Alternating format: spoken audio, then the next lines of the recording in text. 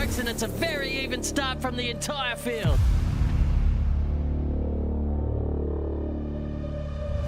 There's a freight train forming behind him right now. He will be as nervous as a cat in a room full of rocking chairs. I can give you the hot tip.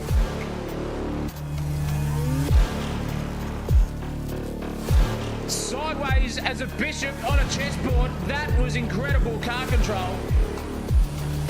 Oh no, and he's sent it! And he's gone down the inside, and that's a brilliant move.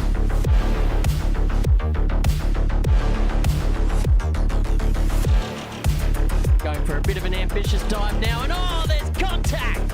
Here they come now, around the final turn on the final lap. They're side by side. Oh, there's contact now. Someone is going to be hitting the showers early tonight, I'll tell you what. Crosses the line for P1. Brilliant racing. Absolutely sensational stuff. This is heart-pounding. This is nerves-rising. This is sensational TV. It was a thrilling start to the ANMAX Services MSR Gen 3 Championship with 2 races coming down to the wire at Sydney Motorsport Park. It is a tie at the top of the standing, so there will be some business that needs to be sorted on the racetrack. Round 2 will see the drivers tackle the ever-challenging Albert Park Grand Prix circuit, which is high speed, high commitment, and high drama. Sector 1 is about rhythm, where each corner flows into the next, so you have to be committed to the overtake to lose as little time as possible into key corners such as turns 1 and 3. Sector 2 rewards bravery. Can you be the one to carry the most speed through the treacherous turn 6? Will you dare go side by side through the iconic far chicane? The final sector can see the drivers go for a last attempt lunges, especially at turn 11 and turn 13. It's action-packed, it's daring, all live here on Sensational TV.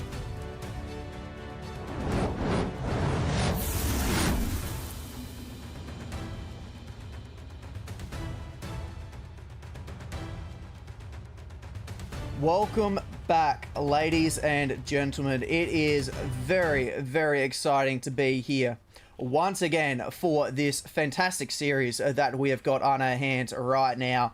And it is absolutely all kicking off at the moment in the practice session, because we have got a absolutely fantastic practice that has, which is nearing an end at the moment. And currently at the top of the standings is Andre Elliott. And that is going to be a 1-2 watch in the future, because he is a very, very quick candidate in anything that you put in. So let's take a look actually at how things line up for the rest of the season, because here is your calendar. You can see there we have marked off round 1 in Sydney Motorsport Park. So fantastic. Round 1, opening round of the series.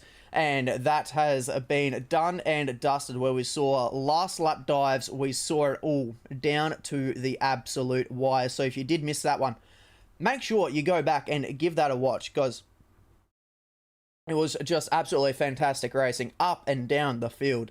But this time around, we find ourselves at Albert Park for the Australian Grand Prix circuit. So this is one that we see in real life, where the Supercars absolutely shine and steal the show away from the Formula One legends. And it is going to prove almighty as well here. You can just see how close the times are up and down the timing at the moment in this practice session. And then for the rest of the series, we head to Taupo on April 24th, Ruapuna in New Zealand for May 1st, Sims Plains May 29th, Hidden Valley June 26th, and Townsville in July 17th, that is. And then we go to Motor Mall Raceway up in Perth, and that's on August 7th, and then to Queensland Raceway to finalise out a Sprint Series section of the calendar. And then we head to a couple of Enduros at The Bend and Bathurst for September 18th and October 16th, and then back to some quick splash and dash races of Gold Coast, Sandown, and Adelaide Street Circuit to round out your series here for the ANMAX Services MSR Gen 3 Supercars Championship. It is going to be absolutely action-packed up and down the field, I can guarantee you that. And one driver who was very quick around Sydney Motorsport Park, but unfortunately just wasn't able to get to those results they probably would have wanted. It was here, Bill Kosmarakis found himself fastest in practice, and at the moment, fastest in practice, as I said, is Andre Elliott, and you can see here the format for round 2, and it is going to be a 20-minute session of qualifying coming up next, with race 1 being a 20-lap sprint and a race 2 of 20 laps as well, with a reverse top 10 grid. But to throw it in there as well, there is mandatory pit stops where the drivers must come in between lap 1 and 15 to change their tyres from either the softs or the super softs, and that can be a very big strategy point of view coming up here tonight. And you can see there as well, fastest practice, Andre Elliott with a 44.102, which still absolutely stands by staggering 0.6 of a second. But speaking of standings, let's take a look at those standings. So this is how it lines up after round 1. We've got a tie at the top, ladies and gentlemen. It's Zach O'Reilly who claimed race 1 victory, and then Betts in second position, of Adam Betts that is, also on 296 points. He claimed the race 2 victory. So they are two forces to be absolutely reckoned with so far in this series. And then 16 points behind is Jason McFadden. 28 points behind is Lee Crowth, and he's tied on points with Dean Hanley as well, who had a pretty good round. Unfortunately, though, was caught up in a bit of an incident in the second race and was running a wounded car, but still came home for a good points haul in race number 2. Jacob Kelly in 6th position, 56 points further behind. Hayden Cook and Liam Hanley also tied on points in 7th and 8th position. Both of those drivers were absolutely in amongst it in round 1. Dean Johnson and then Alan Poole round out your top 10, also tied on points. So it is incredibly tight in the championship. So it is going to be absolutely all to play for in this one. So it is going to be absolutely insane stuff coming up here tonight. I can absolutely guarantee it. So let's see how this one will play out, because as I keep saying, it is going to be absolutely thrilling. It's going to be edge of your seat stuff, and it is going to be just absolutely fantastic. So qualifying is only a few moments away. We're only 2 minutes away from the start of qualifying. So we're going to jump to a quick ad break here, ladies and gentlemen, and we're going to see how far away these guys can get to some really good pace. So do not go anywhere, and we'll be right back.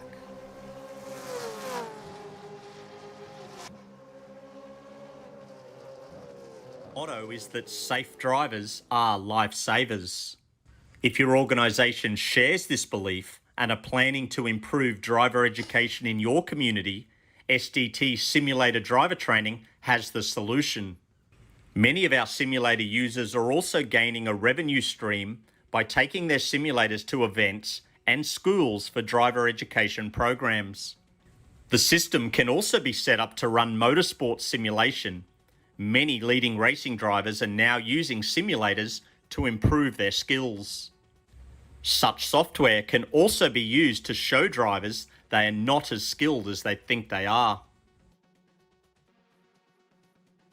SDT Simulator Driver Training is a division of Safe Drive Training, one of Asia Pacific's leading driver training providers. We offer affordable driving simulators that are assembled in our Brisbane head office. SDT simulators are now in use across Australia and are expanding into international markets due to their affordable price, unique features, and customization for driver training.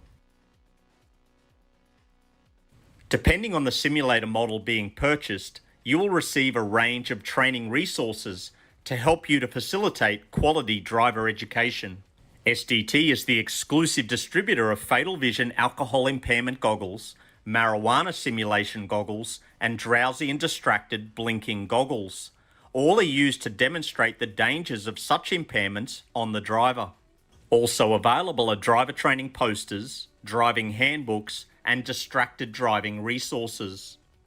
Our simulators make the perfect training tool for drivers to experience how various impairments affect their performance. Contact Simulator Driver Training for more information.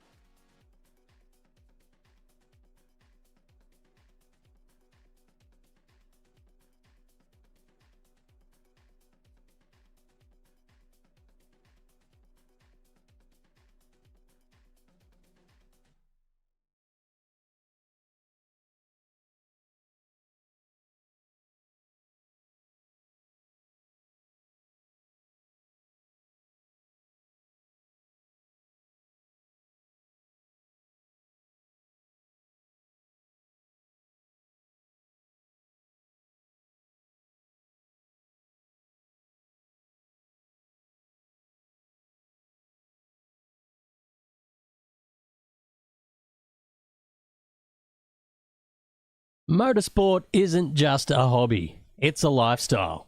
And when performance matters, you need gear you can trust. That's where ARD Importing comes in. ARD Importing brings world-class racing brands straight to New Zealand, supplying real racers, real teams, and real enthusiasts with proven performance products around the globe. We're talking JRP racing components, Zamp helmets and safety gear you can rely on the track, Red Cat Racing for high-performance RC action and intimate brake pads for serious stopping power when it counts most. Keep your engine protected with renewable lubricants, premium oils designed for extreme performance and durability. Turn up the volume with Wicked Audio, delivering powerful sound whenever the road or track takes you. And gear up with Spartan products built for durability, comfort, and race day durability.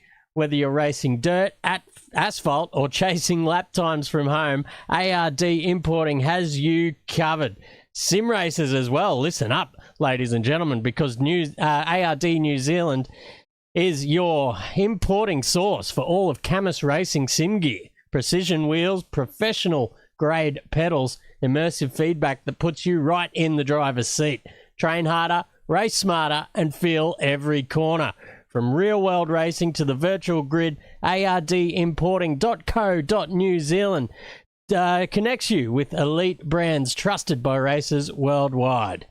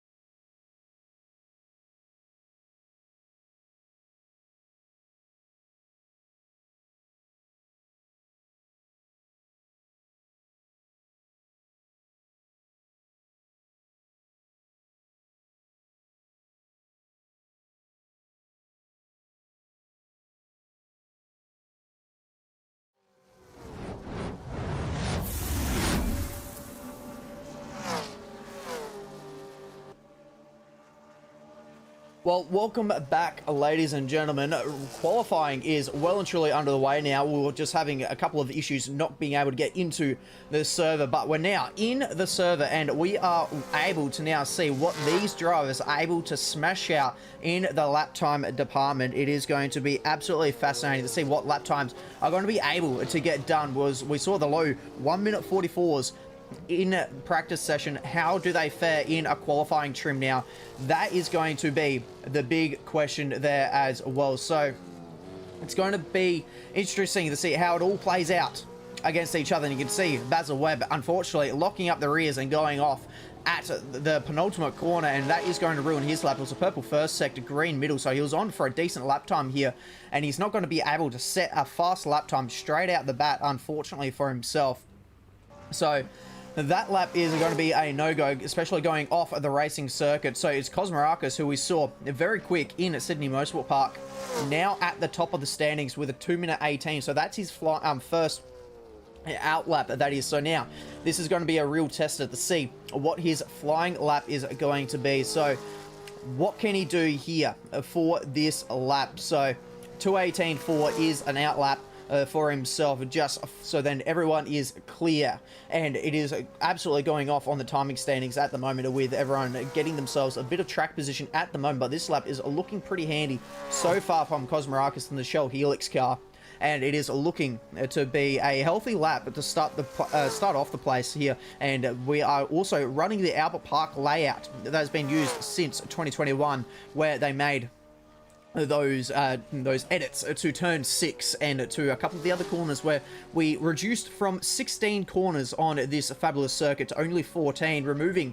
2 corners but opening up many more overtaking opportunities, including down into here after the fast chicane, lay on the brakes, use all the road available, a little bit of the curb on the inside, and he's lost it onto the rear curb though, and so that's not going to be the way he wanted that lap one to go. So that was a massive mistake from Kosmarakis on his first flying lap. Lucky though, he does have 15.5 minutes to still try and get himself another lap done here in qualifying, but that may have wounded those tyres just a little bit. Lee Crowther though was also another driver who was in amongst it at Sydney Motorsport Park, showed some glimpses of really good pace and got himself up into the top 5 at some points as well. What does his first lap time look like? And you can see a big rush of cars in the background. That was also one of the Supras going off in the braking zone a bit too late on the brakes and found themselves into the gravel trap, which is not the best way to go around this circuit. You want to keep it on the grey stuff and keep your foot down to the floor as much as possible, missing the apex just slightly there at the final corner. Now heading down the main straight, what does this lap time do for Lee Crowther? Whereabouts do we find it? And it is going to be, it's actually another outlap for himself. So it's a 2:11, so he's beaten the outlap of Kosmarakis, and everyone still at the moment doing their outlap. So we're still yet to see a proper lap in pace, in force at the moment. So let's see how Crowther goes. We'll stick with him just for now. Actually, we'll talk about a driver who's fresh to the series, and it's Jet Murray in the Erebus car, and he is looking to try and cause a bit of an upset. Wasn't racing in Sydney Motorsport Park, but has it come here for the Grand Prix circuit. So he is going to be one to watch, and you can see that immediately onto the purple micro sectors as well. So he is absolutely laying down a lap time at the moment. So let's actually stick here with Jet Murray and see how he can go around this extremely difficult, over 5 kilometers in length circuit this is. It's actually 5.2 kilometers with the 14 corners. This track's been around since the 50s, opened in 1956, 72 years ago, back before Formula 1 even came here, but it's been the track we know and love since 1996, bar a couple of improvements in that 2021 era. So it's a track filled with history, and these drivers will be looking to absolutely nail themselves into those history books as well. So for Jet here, 2 green sectors with a purple micro sector to start off his sector 2. So he's had a fantastic start to that second sector. It's still gone very nicely for himself in the third sector, but how does this lap time compare to the others that will start coming in using all of the exit available? So it is going to be absolutely insane for himself. So let's see how it goes for him, and it is down the main straight now.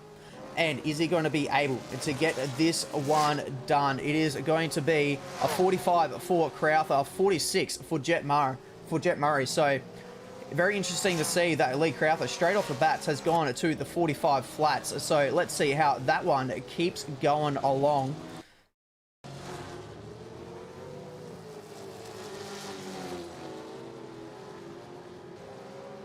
but it's now traffic that Lee Crowther has to deal with, so that's not gone to plan and immediately pulls it into the pit lane. But Jason Douglas here in the dare car is absolutely on fire at the moment and is looking to try and improve his last lap time, which saw him become pretty close to the times of his fellow driver of Lee Crowther. And it is going to be interesting to see how this one plays out. And only a few drivers so far have actually set down proper lap times. You got Crowther with the 45 flat, but remember, we saw those lap times in practice get down to a 44.1, so absolutely rapid pace, and that's going to invalidate the lap time for Jason, unfortunately. Going a bit too deep into turn 6 that was, and has invalidated that lap time. But Dr. Dre, Andre Elliott, absolutely on fire. Your fastest driver in the practice session, and he is on fire. Purple first sector, and is he going to be able to back it up with another really good second sector? It's a green second sector, so it's not the best of the session that we've seen so far, but where does this lap time that he's going to be able to pull out put him? And there you can see on the exit, I was just about to make a comment about that exit curb is very treacherous, and you can very easily lose it on the rear, and in the background you saw one of the other cars very well actually catch that. A lot of drivers in the practice session were struggling to be able to save it because the car just snaps so quickly on you on the exit there. It's a very bumpy exit curb of that very quick fast left-right chicane, so that's going to be definitely a hot spot to watch here in our one of 2 races coming up very shortly. But what can Elliott do here as he heads down the main straight to cross the start finish line, and he goes fastest with a 44.6, so we're already into the 44s here, halfway through the qualifying session, and it's a 44.6, so a half a second away from what was being able to get accomplished in the practice session. But your one of your race winners from Sydney Motorsport Park of Zach O'Reilly, currently just exiting the pit lane now to go out and try and set yet another lap time in this session in the Zach Accelerated driver training car. So he is looking to try and get himself a pole position. He got the pole position in Sydney, and he was absolutely on fire around there, by far one of the quickest drivers. But in the end, he came a little bit unstuck in the second race, wasn't quite able to get that one done as the car spins right in front of him. So luckily it immediately disappeared from himself, not to distract his outlap too much. And so he is your current championship leader, despite being tied on points. Because he got that the pole position, he has been rewarded the championship lead as well. So he's tied on points with Adam Betts, who, from what I can see on the timing, Adam Betts isn't in for this one. So your co-championship leader, you could say, not in this one. So that is going to be a big story if Adam Betts is unable or falls just short of a championship. Could this be the round that possibly lost him the championship if he's unable to show up for this one? But O'Reilly at the moment with a 45.6, so he's the second off the pace that has been set by Andre Elliott. Kosmarakis is also now just leaving the pit lane to try and go out and improve his position. Currently sits in a P3, so we've got very used to seeing him towards the front, and that is still very much the case for Bill Kosmarakis here. But he's got a bit of traffic coming up right behind him on his outlap, so he's got to be careful of that one. And so let's take back to your qualifying leader at the moment. Andre Elliott hasn't been able to eclipse that lap time that he's done. You can see his last lap time was 3/10 off the pace, and so he's got a little bit of work to find. Maybe the tires are a little bit off. This track is an absolute tire shredder with the high speed nature that it is, and the big stopping force as well in a couple of corners really eats away at your tire life. So it's going to be pretty tricky to go back-to-back quick laps and be able to put that lap time in. So can anyone do it? If anyone's going to be able to do it, I reckon it's going to be Andre Elliott who can get that one. But taking a look up and down the field, another driver who was very much up the top of the pace in Sydney Motorsport Park, always found himself towards the pointy end, was Jason McFadden. Hasn't set a lap time yet, a proper lap time, and he is now just starting his first flying lap here. So this one is going to be very interesting to see how that one plays out, because expect him to absolutely rocket himself up the standings, and that will be him trying to get, I reckon he'll be trying to go for a top 5 at least, because the driving standards in this field is absolutely insanely high. So anywhere towards the front is a real accomplishment on its own, that I should be saying. So he'll be definitely looking for that one, and this traffic is really not going to be helping out his flying lap at all. Already blocked. We saw him get blocked at Sydney Motorsport Park, and unfortunately that luck is absolutely continuing. And what is going on here? That car's even got a little bit of damage there. You can see the splitter is a bit skewed as well, so a little bit of contact for that other car as well in that one. And oh, he's gone for a spin. There's been an accident on the back straightaway, and that was due to a couple of cars getting in the way of a quick lap. So McFadden is going to be absolutely filthy with that one. He's immediately coming back out of the lane to be able to try and go again. How is everyone else looking though? Everyone looks like to be coming out for possibly a last ditch attempt now to try and get themselves a pole position here. Zach O'Reilly is also currently now on a lap. Is this going to be another quick lap, or is he currently on a out lap? Because we saw him cross the line not too long ago. So I'm going to say he is going to be either trying to go for a back-to-back fast lap here, or he's got enough time to be able to pull it back into the pit lane and get himself another quick lap in with only just under 6.5 minutes left of the session. So then it's definitely a fast lap at the moment, because he has gone purple in the first sector. So let's actually right on board with him here and see what it is like to finish out this lap here on board a Gen 3 V8 Supercar Camaro around this iconic circuit. And absolutely flat out, look at that green bar in the telemetry, absolutely flat to the top. He's on the limiter, using every little bit of that V8 engine, pumping out 600 horsepower. And you can see that on the slide on the exit as well. That was the curve that I was talking about. It can be very, very tricky to navigate.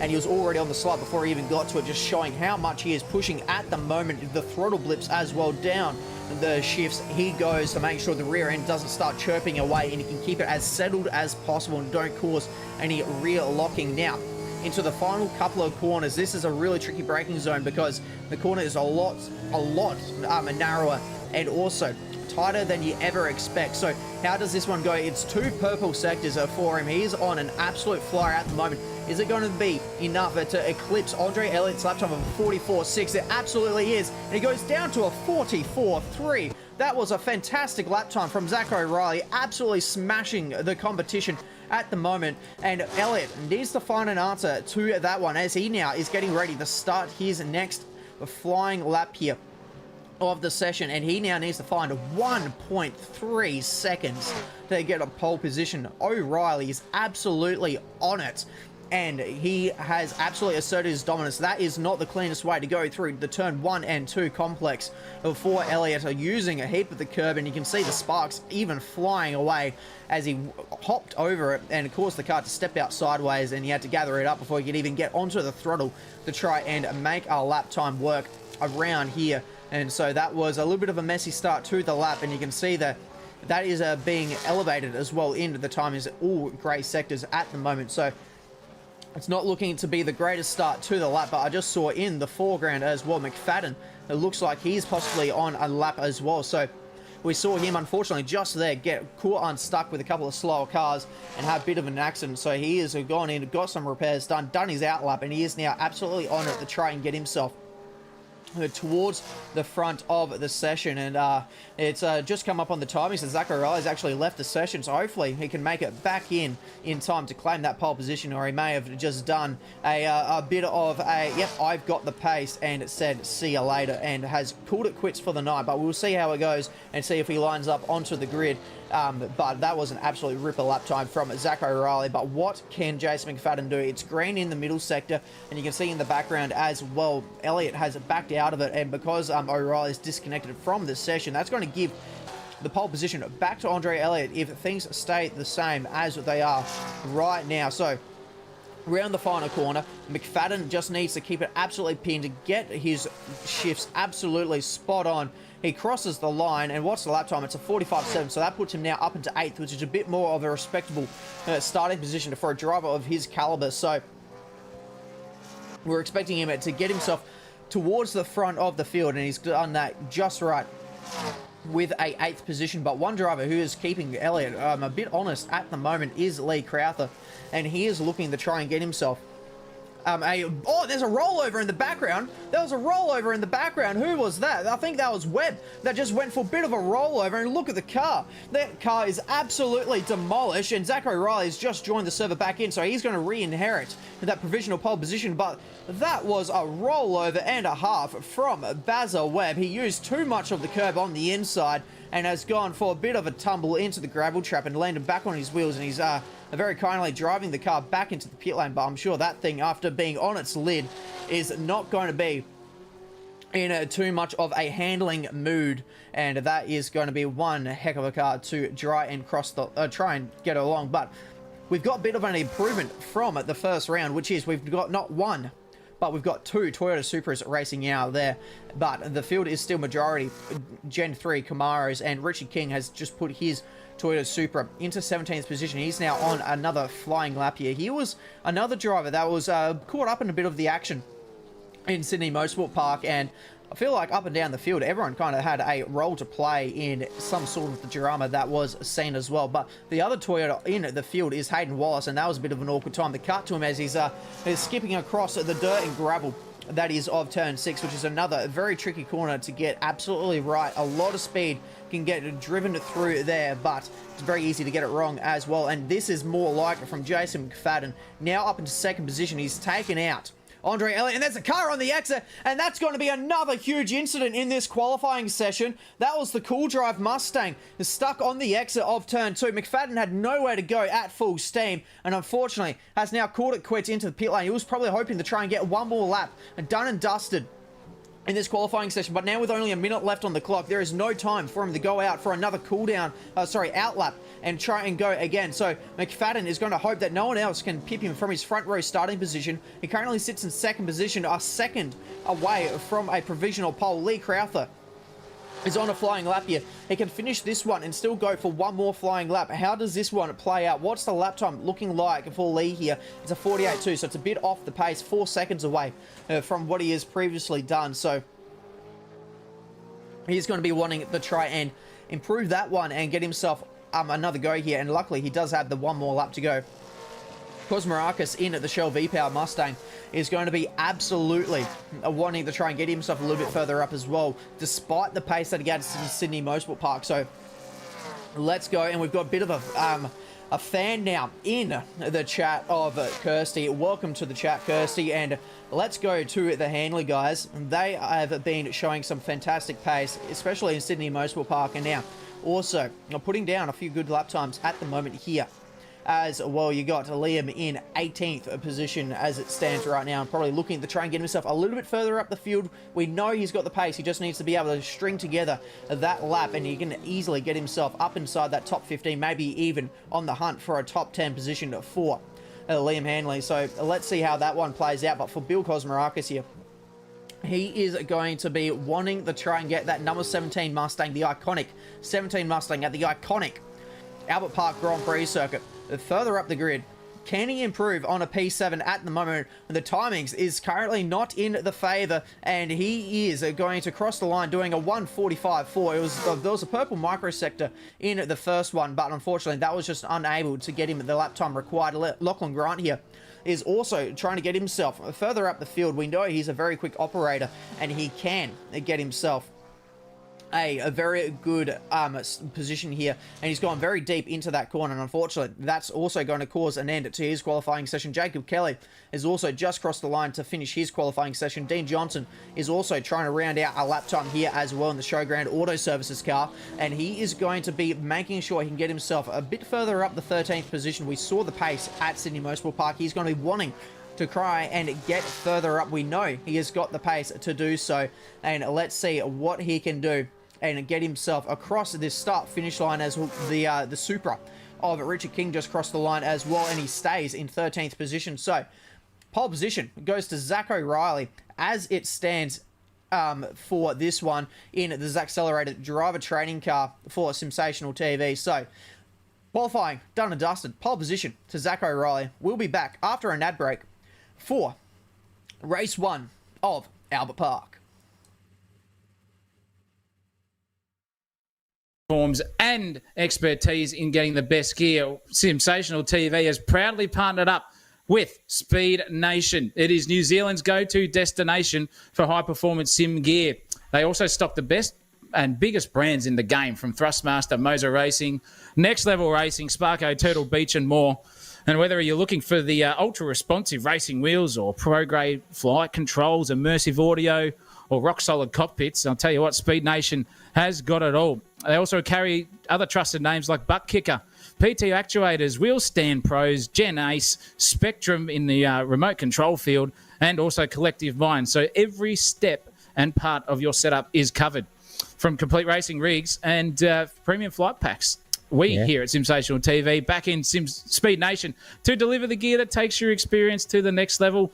Fast shipping, trusted brands, unbeatable quality, and I'll tell you what, Speed Nation has it all. And as an excellent gift for all of our viewers tonight and members out there of Sensational TV, and if you're trying to get into racing, go to the checkout, buy some stuff off Speed Nation, because if you buy any full-price product on the website, enter the code SIMSATIONAL, that is SIMSATIONAL.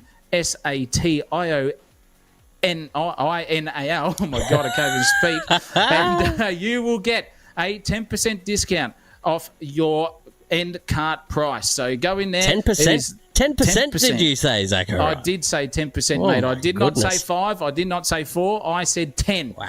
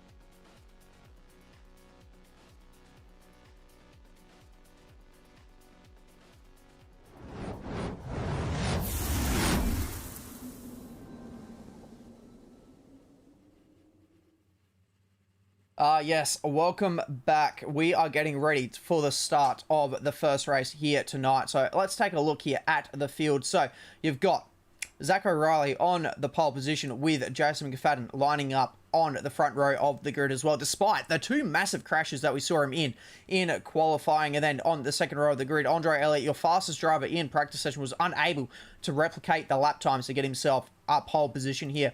Lee Crowther will also be on the second row of the grid, so very familiar names right at the front. Dean Hanley, fantastic job to get himself up into 5th position with Jason Douglas alongside. And then it's Ben Kosmarakis, and he's got the newcomer of Jet Murray alongside him in the tyre power machine as well on the 4th row of the grid. And then to round out your top 10, it's Lachlan Grant and Cooper Shipley in that 10th position. Hayden Cook and Jacob Kelly round out 11 and 12, Dean Johnson, and then Mason Kurtz as well, who we saw go for an absolutely massive rollover previously. And then, sorry, it was Sean North who went for it. And then Alan Paul, who we saw also in the drama in Sydney Motorsport Park, will be wanting a much cleaner time around. Richard King, the first of the Supras, in 17th position. Liam Hanley on 18th position. Hayden Wallace, the second Supra in the field, in 19th position.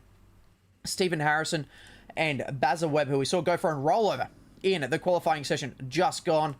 Jay Rolfe as well. And then Ethan Anderson, who we saw also involved in the Jason McFadden crash at the end of the session, lines up in 23rd position. But we're getting ready for a race start here. Ladies and gentlemen, let's get going here, because this is going to be absolutely fantastic stuff here. How is this one going to play out? Because it is going to be lights out and we are off at Albert Park, and it's a fantastic race start from Zach O'Reilly. But look in the background, because Lee Crowther, he's absolutely on a fly as well. Does he dare make it 3 wide? He's going to try and spread the needle, but it's going to be McFadden who leads the way, and your championship leader has been taken out, and he is backwards at the start of the race along with Lee Crowther. He's going to have to come back to the field, and there's more drama because Cosmarakis is also backwards, and there's cars rolling everywhere. We've got 2 cars upside down rolling down the track. We've got more cars further down the field also caught up in the issues. And there is Mason Kurtz only just getting back onto his wheels. What a start that we just had. We've had cars going absolutely each which way, and that was a intense start to this race. But it is still absolutely all kicking off up and down the field, and this is going to be a extremely jumbled field as well for the remainder of this race, which is also going to play into the hands of a couple of drivers trying to go for a more aggressive pit strategy. And we'll see how that one plays out in amongst everything, and how this one will play out. But Cooper Shipley now finds himself all the way up into 3rd position. That's been a fantastic start for himself. McFadden leads the way ahead of his fellow Patriot of Andre Elliott. So it's a Sim Blacks 1-2 at the moment. McFadden leading Andre Elliott, and that has been a dream start scenario for the both of them. And it was McFadden leading the way into turn 1 anyways, and we've got more issues in the back, unfortunately, for Paul and Zach O'Reilly, and it looks like their days have probably come a bit to a end, unfortunately. Zach O'Reilly also with plenty of damage on the car, both cars with hefty damage, and so their days are most likely already done and dusted here in race 1, because that is going to be a very tough ask for the remainder of this race. And so unfortunately for Alan Paul, who would have been wanting to try and get himself a much better race in this one,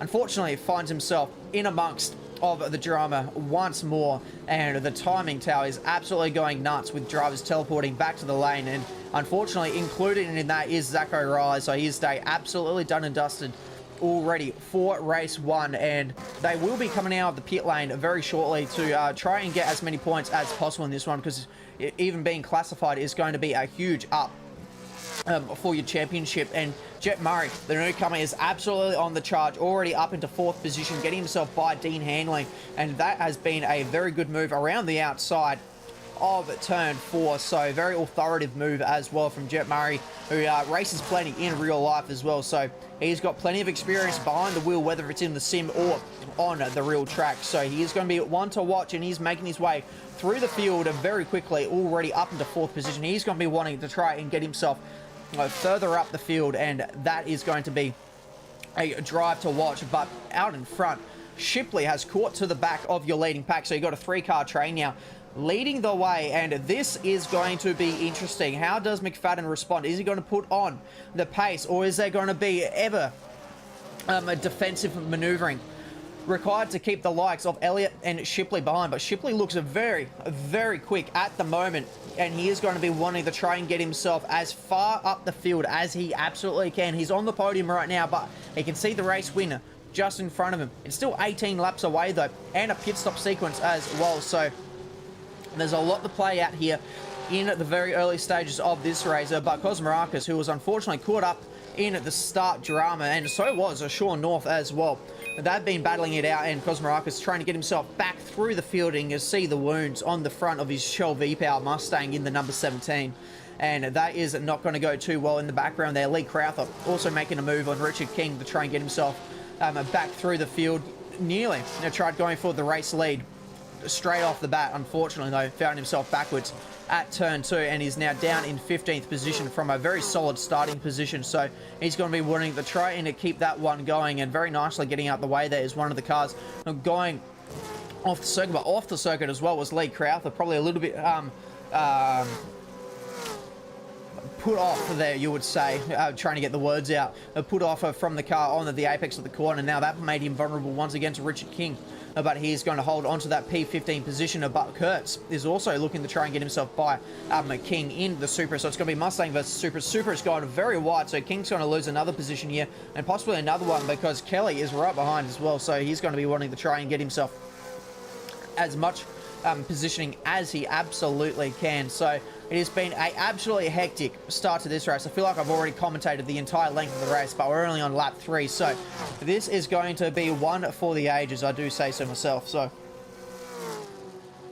let's keep at it and see how this one plays out. But look at this, because Elliott is now lost a little bit of time to McFadden, and he is now definitely on the defensive more than he needs to be, and he is trying to stay in that second position to make it a Simblacks Racing 1-2 here at Albert Park to start off your race evening here, ladies and gentlemen. But that could be very easily ruined here by Shipley. But look at this, because you've also got Jet Murray, who's absolutely flying up to the back of these two, and then also lurking in the background is Dean Handley, so he's also going to want to try and play his part into this. But McFadden has gone off the circuit. McFadden has gone off. How does this one go? Does he keep the race lead? No, he doesn't. He's going to lose it out into 3rd position, so that's a big mistake from McFadden. He runs it out wide, and it looks like McFadden's also going to lose the position now to Murray, because Murray's going to see that and take advantage of it. Very authoritative moving there from Murray, and a little bit of a tap onto the exit of the corner for good measure, but he now moves himself up into 3rd position, so that's been a horror run before McFadden. Goes from the lead of the race down into, oh, and that was a massive save from Jet Murray. He got it loose on the exit curve, and sorry, and has been able to hold on to it. And unfortunately for Basil Webb, we saw it on the timings there, he's absolutely still in amongst it. But look at the battle at the front now, because it is Shipley in between the Wall and Elliott. How does this play out? Because we know these two have been going at it for the last couple of laps. They've been trying to get by each other, and now Shipley finally gets his nose in front enough to take the lead, but it's not for 2nd position as we all thought it was going to be. It is now for the race lead, and we've now got ourselves, ladies and gentlemen, a 4-car train here for the lead of this race. It is absolutely kicking off in Albert Park, and Shipley looks to have gone a little bit deep there. The car was getting a little bit squirrely, but he has saved it very nicely. And now look in the background, because Elliott could lose a position here to Jet Murray. Murray looking around the outside. Is he going to get it done? And now that opens up the inside line. Is he going to be able to get it done cleanly? There's a little bit of contact, but it looks to be all fair and done, and he moves up into 2nd position. Elliott now under attack from his teammate once more, but now it's no longer for the lead of the race. It's for 3rd position.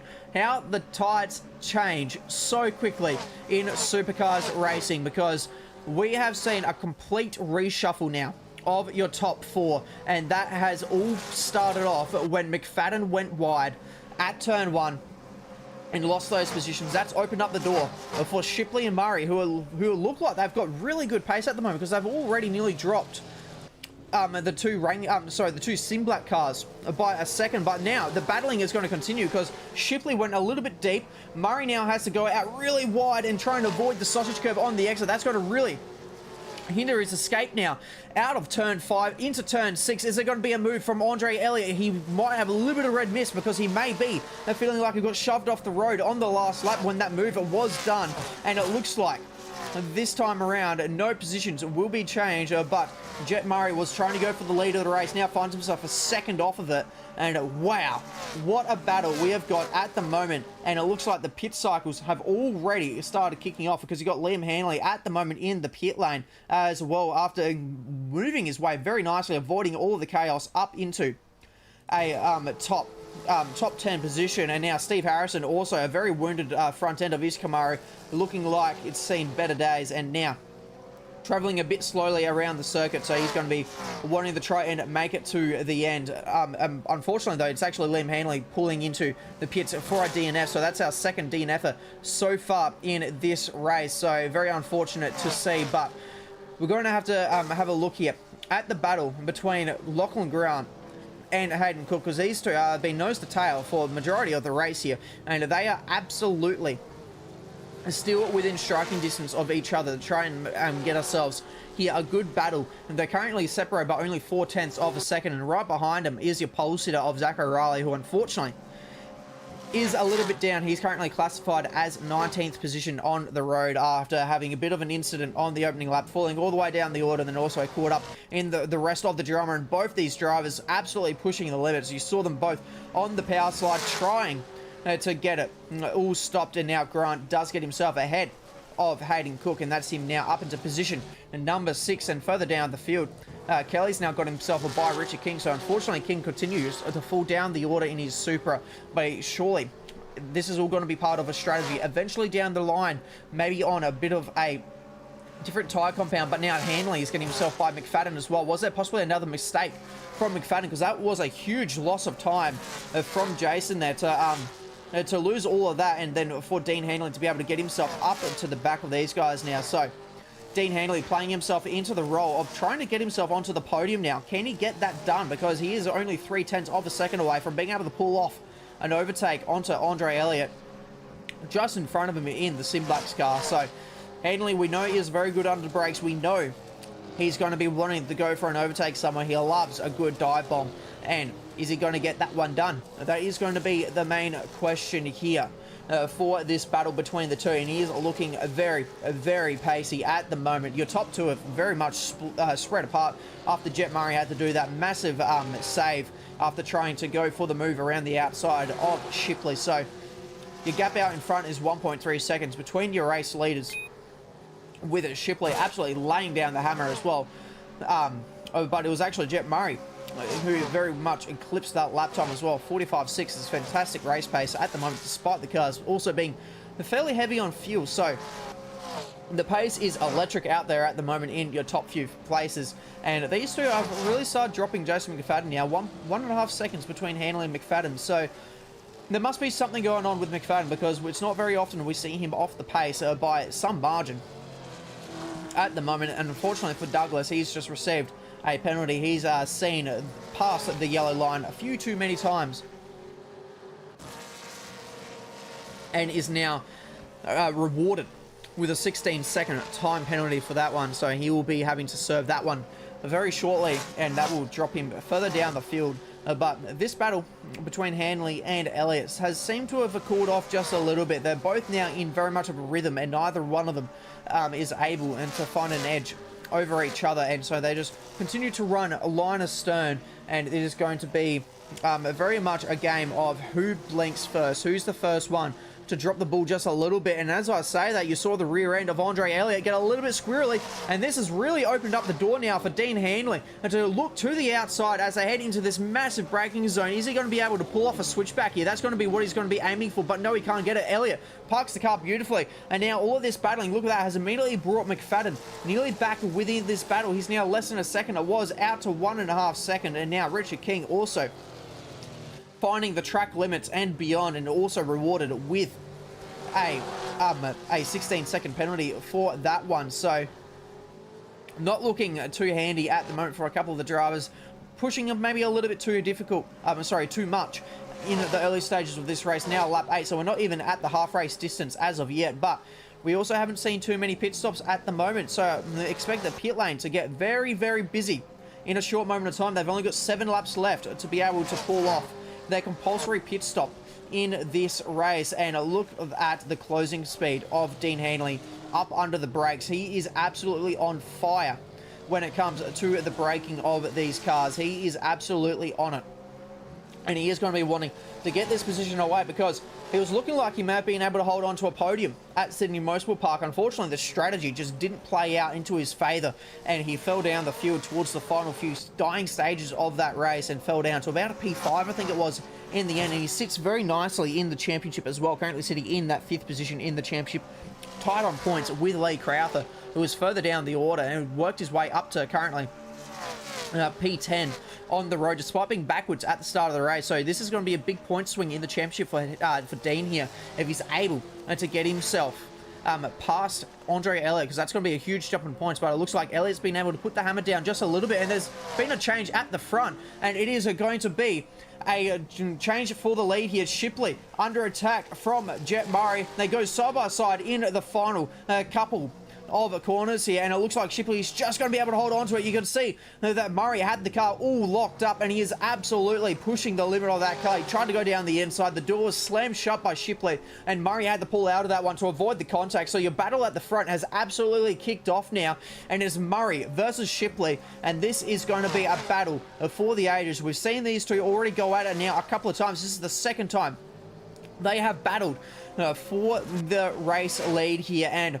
this one will hopefully continue after they do the pit stop cycle and change onto a new set of tyres. They have to change the compound of tyres that they currently run on, and that is going to prove dividends in the strategy game, whether if they go for the soft compound or the super soft, and that is going to be a big game changer. And if they're going a little bit longer in this first stint by the looks of it, by a few drivers, I'm going to say they're currently at the moment on the soft compound tyre. We'll go to the super softs to finish off the race with absolutely electric pace. But Shipley still leads the way, but just because look at the run now that Murray has been able to get. He was absolutely flying through turn 6. He was able to use absolutely everything available, and he's now being able to pull alongside. You can see the run that he's got. He has got excellent speed at the moment. It's Kamari versus Kamari down this flat out I was going to say straightaway, but it's not quite a straightaway. Down the inside of the fast chicane. How does this one play out? That's so daring to go side by side through there, and it is going to be absolutely on between these two, and they continue to go side by side. This is fantastic racing between your two race leaders. It's Shipley versus Murray. Murray goes deep on the brakes. Is he going to be able to pull it up? He can pull it up, and he now takes the lead away from Cooper Shipley. Murray, your new race leader here in this race, and he is absolutely on it and already pulling a little bit of a gap between Shipley and himself, and that has been massive. And now further behind though, the tides have changed once more, and it's McFadden now applying the pressure to Hanley instead of Hanley applying the pressure to Elliott. So it looks like McFadden, and that was very wide from Handley as well, so he may lose the run here, and it could become under attack at turn 1, depending how brave under the brakes Jason McFadden is. Is he going to be able to try and go for a move? No, he's well and truly too far back this time around, but he's so late on the brakes, got it all locked up. And I thought for a moment he was absolutely going to go into the back of Dean there, but in the background there you can see Zach O'Reilly now catching up to the back of them, but as he is a lap car at the moment, he does need to navigate through these guys with a careful, being very careful, and that is Handley that's currently gone away off the circuit. McFadden has let O'Reilly go on through, and so has Handley, so they've made sure that Zach can get his way through, because he is well and truly the fastest driver at the moment on the circuit. And that was a very good sportsmanship between Handley and McFadden as well, to let O'Reilly go through despite him being a lap down. With the pace that he's got, it's a very smart move to do, and now they can crack on with their current battle because they'd already lost touch to Andre Elliott. So very smart driving between the two, and that is why these two drivers are very good sim racers and can play the they can read the plays very well, these two can, and they'll continue to battle it out once more. At the moment, separated by just under a second between the two. Richard King is back in the pit lane. Cosmarakis has also just picked up another penalty for himself as well. The battle out in front, kicking off once again. Maybe a lap car there also played their hand into this one. So Jet Murray unfortunately has lost the race lead once again, and Shipley takes the lead back as well. And now they both come into the pit lane. So this is going to be interesting. Who's going to go for a shorter stop? Who's going to have the quickest stop? And which one of these two is going to come out on top? Because this now is where the pits gets very interesting. Jet Murray now pulls it into the lane right behind, in fact, nearly completely inside of his rival. That's Elliott also in the lane, and that was that was two very quick pit stops as well. Splash and dash, change of tyres, and they're away once again. But look at the gap that's actually opened up between Shipley and Murray. That is a huge gap. So Shipley has taken a massive advantage from the provisional race lead from Jet Murray through the pit stop cycle. So that was a very good pit stop from the team for Cooper Shipley. So they should be all very happy with the way that played out. But that does mean that your race leader is now Dean Handley, but he is still yet to make a proper pit stop, and that was a huge moment on the grass Absolutely, very good driving to be able to save that one. That could have ended absolutely terribly, but that has now allowed Jason McFadden to get the run, and it's now right up behind him. Once again, your battle for the race lead kicking off again, but now between Handley and McFadden with the way the pit cycle is currently lining up. It's lap 11 of 20. We've seen so much already in this race, and we are yet to see much more, and you can see the pace that McFadden's currently got. He's looking very racy behind the number 55 Camaro of Dean Handley, and on the slide is McFadden. But the question is, they've now seen a few of the drivers right in front of them already come in for their pit stop. Do they try and follow suit, and do they try and block off any sort of possible undercut from any of their nearby rivals, one of which was Andre Elliott, who also followed in your two race leaders into the pit lane. So that's going to be one to watch as well. And are they going to both come into the lane here? Dean Handley's going to come into the lane, so is McFadden. So once again, first and second, 2 laps in a row, come into the lane. So is Zach O'Reilly. He's also into the lane just in front, coming in for his compulsory pit stop, because the teleport to the pits, unfortunately, after his lap 1 incident, won't count towards the compulsory pit stop.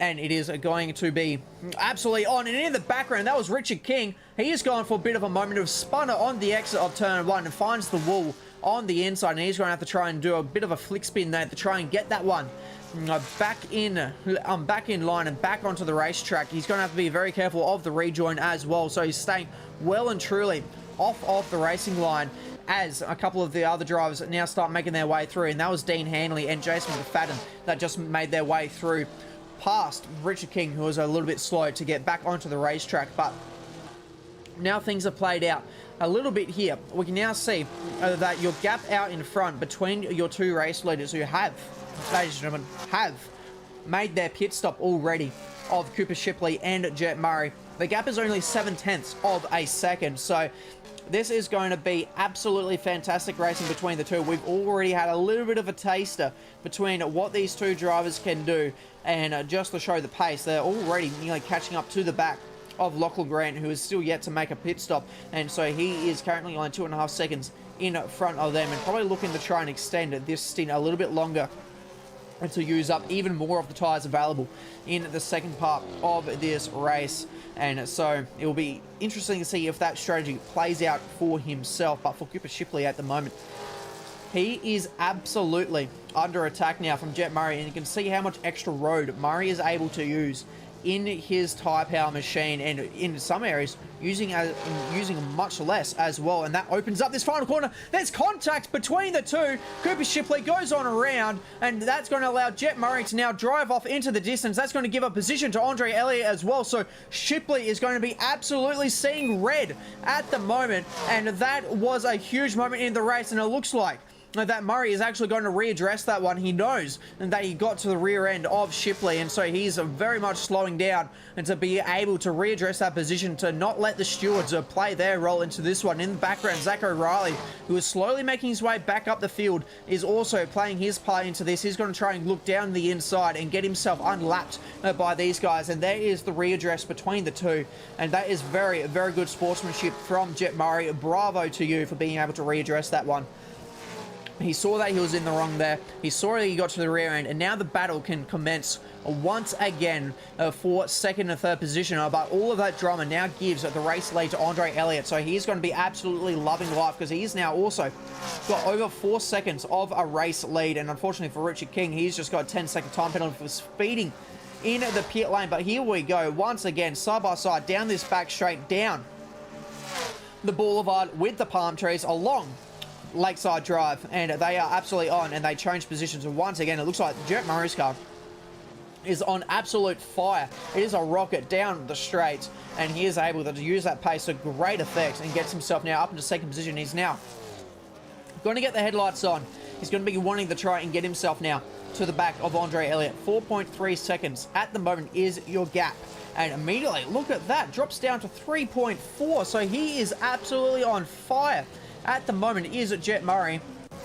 And we've got plenty of battling up and down the field. This is a battle between Hayden Wallace and Douglas as well. It's Toyota versus Chevrolet. How does this play out? Because it's two very different cars, two very different ways they create their lap time using all of the track available. Is Hayden Wallace there in his Toyota Supra, and he'll extend that gap just a little bit. Zach O'Reilly just proving he's got the pace now into a 44.8. So that is very much well and truly now within the lap times that we started seeing towards the tail end of the qualifying session before he put in that absolute ripper of a 43. So the lap speed is definitely in the favour of Zach O'Reilly. He's the fastest driver on track. He's making his way back through the field. And at the moment, this is where he sits. He's currently right up behind your race leader of Andre Elliott. He's going to be wanting to try and unlap himself and now get himself back onto the lead lap. And then he's got Basil Webb just in front as well. So Basil Webb's going to have to try and get out the way from the blue flagger. And then he's now also, for good measure, going to lose an actual position to O'Reilly.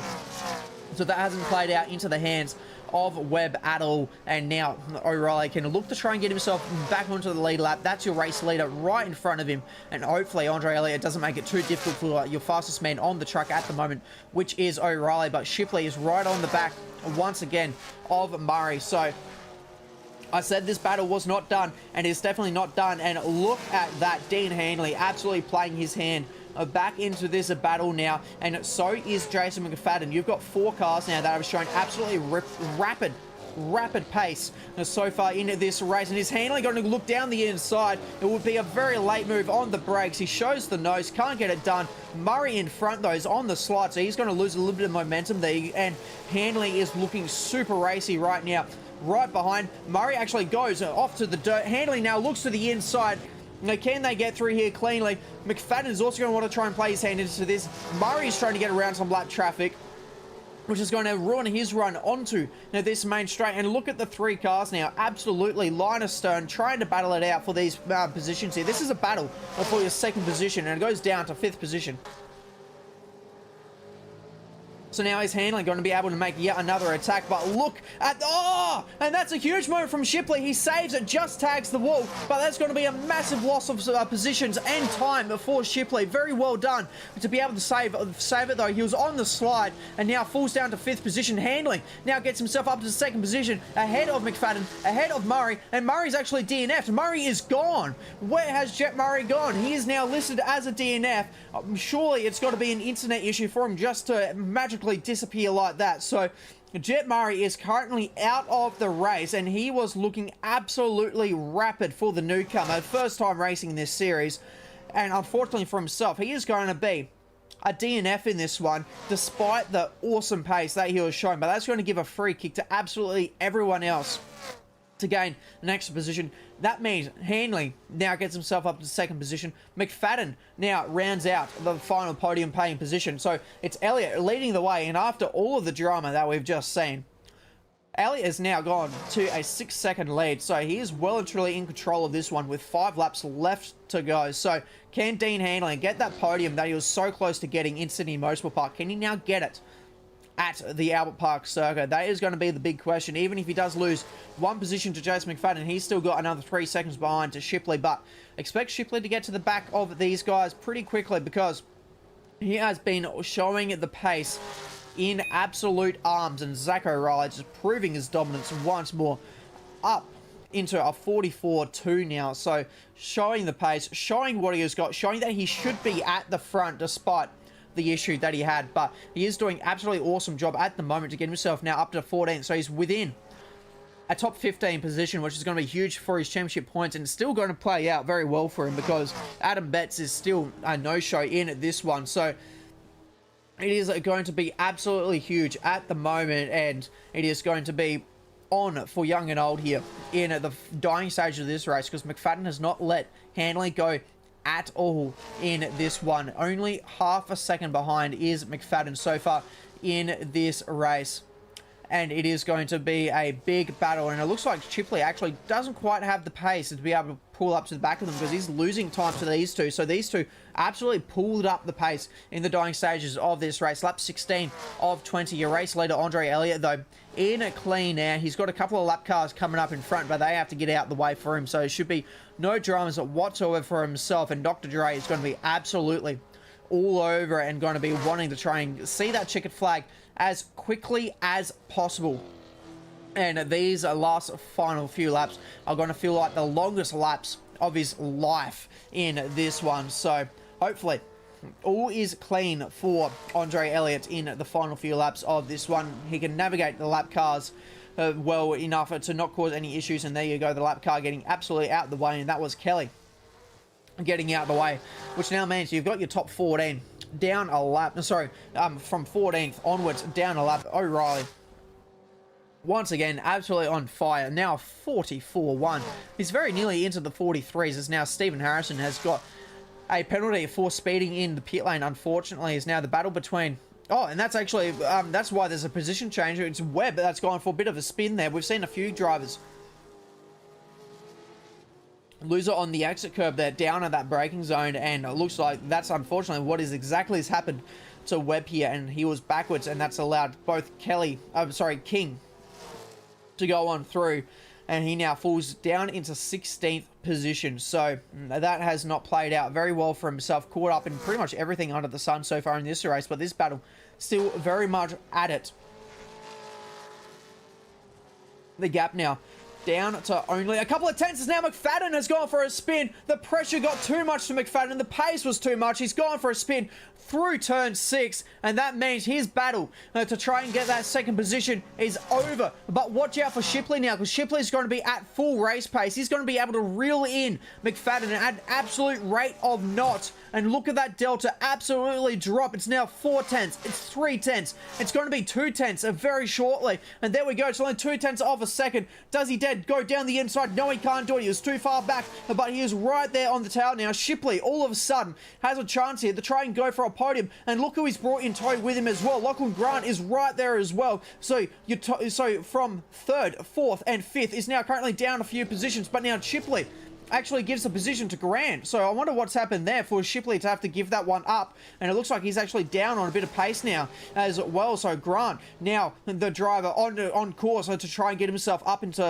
that position. And it looks like Shipley's actually had to call it quits for the night, because he saw him go off in the background. And that's going to be another retirement in this race. So at the moment, that now means we've got 4 drivers out of the race. So that has not gone well for Shipley. He was running at the front. He led for some time as well, and unfortunately it's all come unstuck for him in the final parts of the race. But you can see Grant absolutely trying to grab this Camaro by its neck and get everything out of it as possible if he wants to try and get himself into a podium position. You can see the podium right there, currently held by Jason McFadden, who just went for that spin. We saw it, we cut to him at the right time, and that was very, very unlucky for McFadden. Probably just caught a little bit of the curb there, and I'm sure he's going to be much more cautious going to there this time around, and you can see that as well, because Grant was able to gain about a 1/10 and a half from him just through there. So McFadden definitely now easing off the pace just a little bit in this one, trying to make sure he can make it to the end of the race on the podium.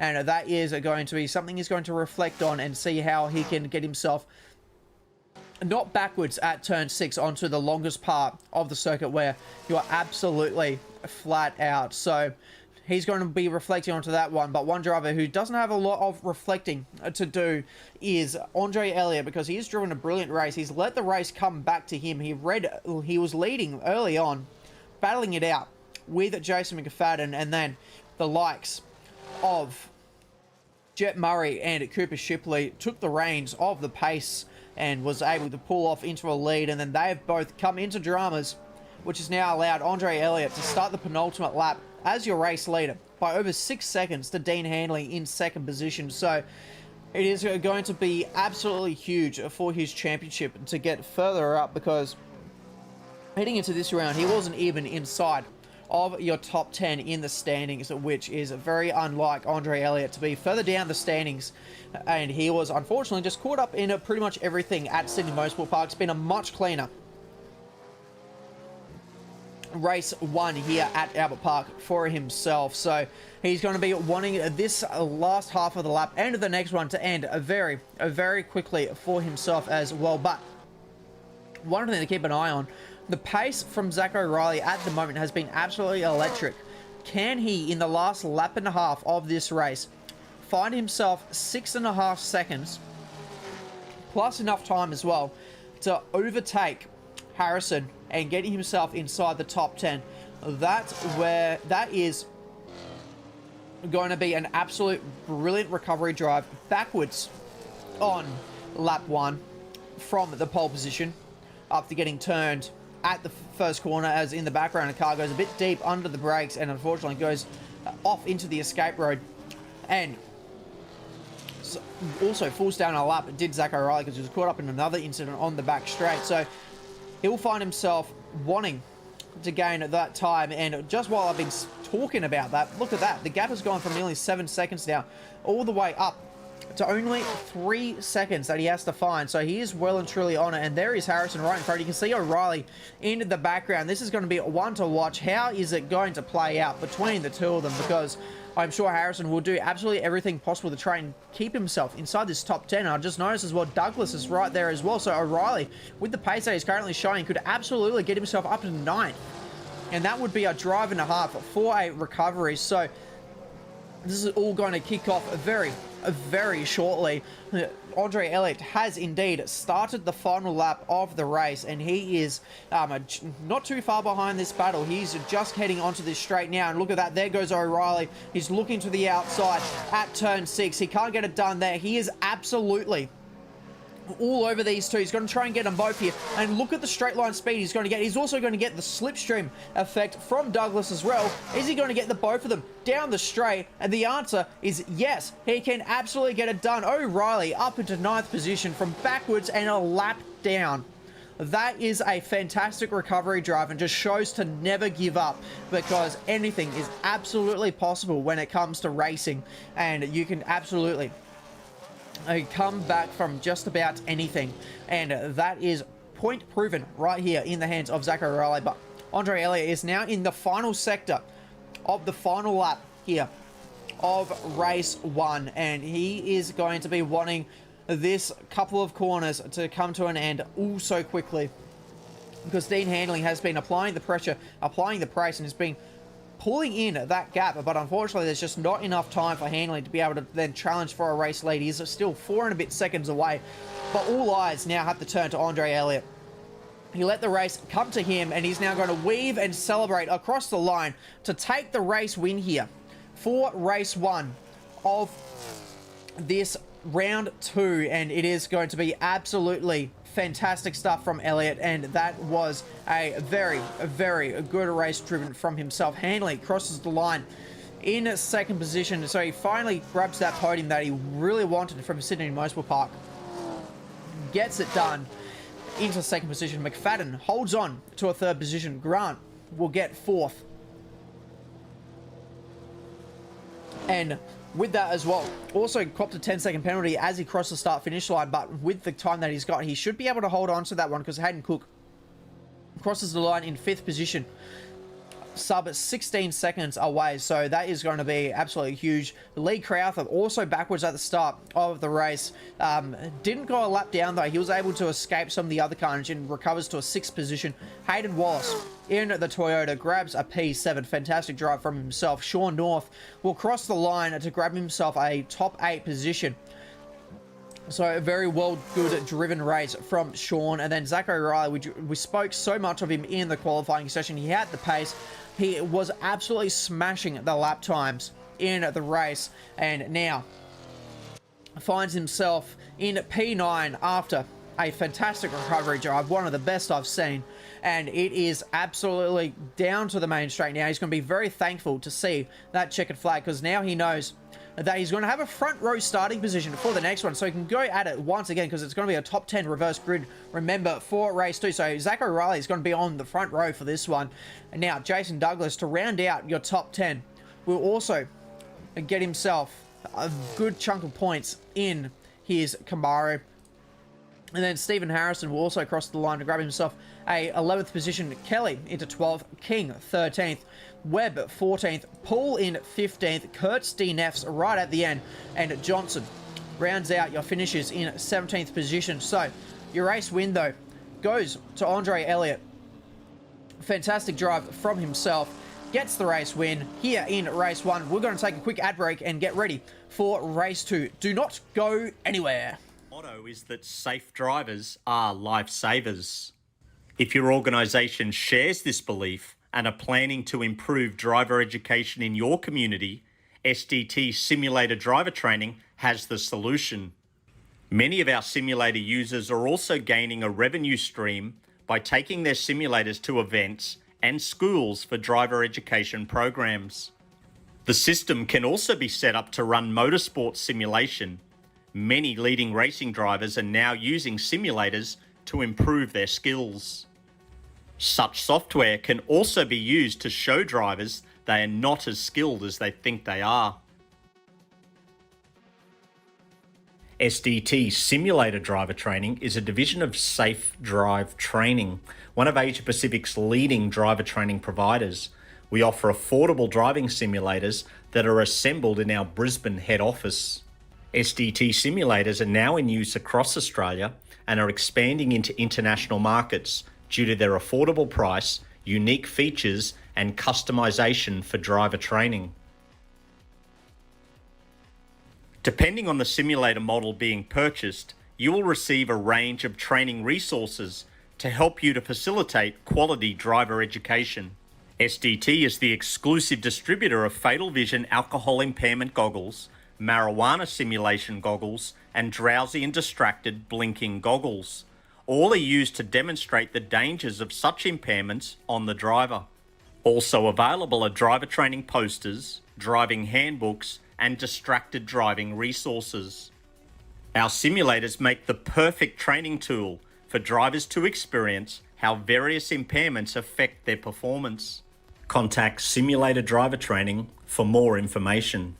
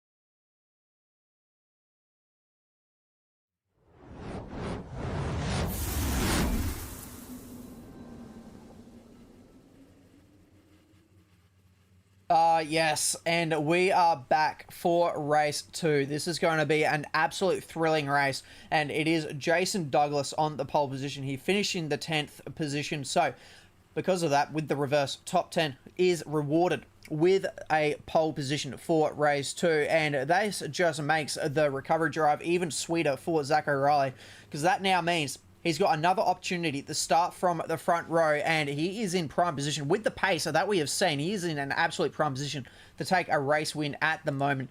Sean North at the moment still sitting in the pit lane, but he'll be lining up in the 3rd position with Hayden Wallace. Hayden Cook in 5th, Lachlan Grant in 6th position, and then Jason McFadden, Dean Handley, Andre Elliott to round out your top 10, and then it is going to be Stephen Harrison, Jacob Kelly, Bazza Webb, Alan Poole, Kurtz, Johnson, Cosmarakis as well to round it out. We've unfortunately lost a few people to connection errors, and so that means we're going to have a reduced field at the moment for this one, but we've still got a few more drivers trying to make their way in, and you can see we've now just had Lee Crowther and Richard King jump their way in, so Crowther will plop himself now into that 5th position starting there for his Ford Mustang from the 3rd row of the grid, so he'll be absolutely wanting to try and get himself all set and go. It's take 2 for himself as well. He was also backwards at the start of race 1. So how can Jason, though, go from the front row of the grid? There's going to be a lot of answers to get from this one. At the moment, we're just missing one driver of Hayden Wallace. Sorry, not Hayden Wallace, Sean North to join the grid, and then we will have pretty much everyone back in the grid from that was available to rejoin the server. So not long now until race 2 is going to get underway,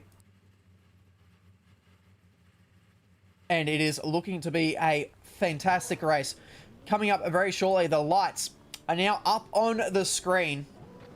We're getting ready for the start of the second one. Reverse top 10 coming your way. If race 1 was to go by anything, this is going to be fantastic stuff. It's a fantastic start from Jason Douglas, but how's the start from Zach O'Reilly, also on the front row of the grid?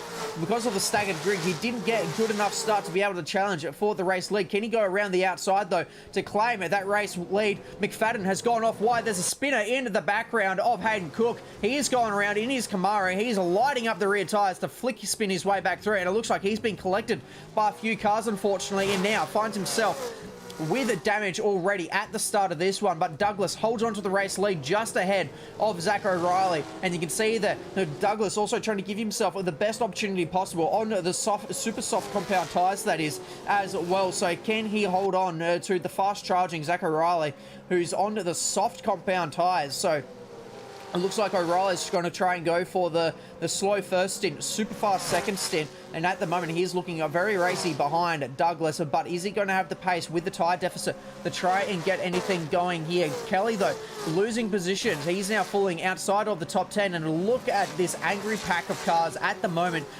from a Dean Handley back. So from 8th behind is an absolute storm of cars, and Baz Webb's looking very racy as well, and he's got a little bit of damage to the front of his car, so I wonder if he was one of the cars possibly caught up with the Hayden Cook incident and also collected him as he spun across the front of the field. So unfortunately for Webb, we've seen his car get damaged a fair bit so far in this series, and it is not looking to have gone any better for himself. But O'Reilly is looking so racy right behind Douglas. Is he going to be able to show a move somewhere? We keep seeing the delta drop so small, but that looks like a mistake from Douglas, and that's going to open up the door for O'Reilly. He's going to try and go for the switchback now, try and sweep underneath the rear wing of the Camaro, but he can't get it done. Douglas parks the car very nicely and very awkwardly on the exit of the corner.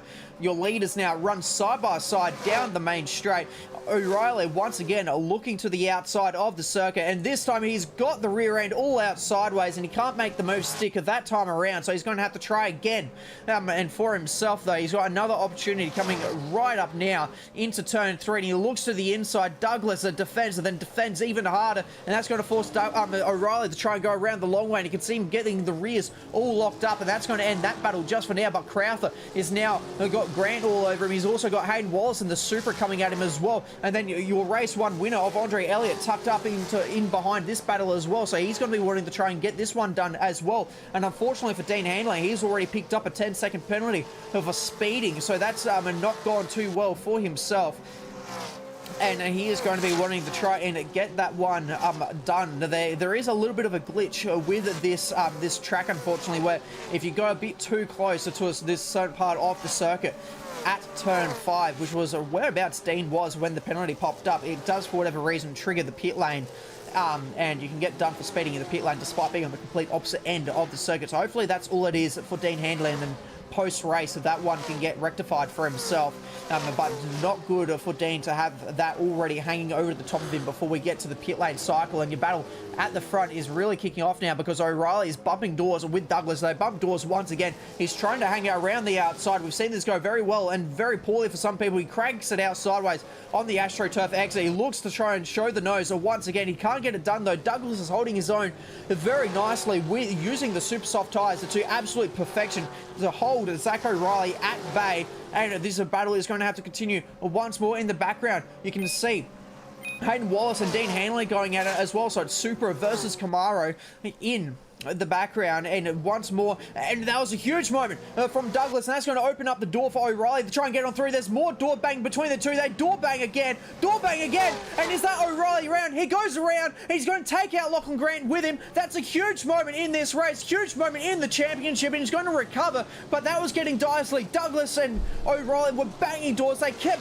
bumping doors, they kept running into each other, and that has meant O'Reilly goes around for a spin, and that was just clumsy, and has resulted in damage for multiple cars because poor old Grant had absolutely nowhere to go. And look at the rear end of his Camaro. There is nothing left of it, and you can see him.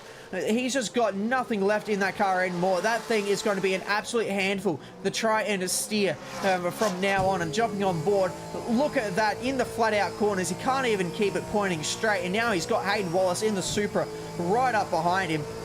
And you can see as well, when he goes straight, it's a tiny little bit right hand down by the looks of it as well, for good measure. So that car is going to be quite the handful for the remainder of this race. And just look at how much that car is unstable. So he may have to come into the lane for some repairs, unfortunately, for Zach O'Reilly. But Harrison, he's just made the move now to get himself up into the top 10.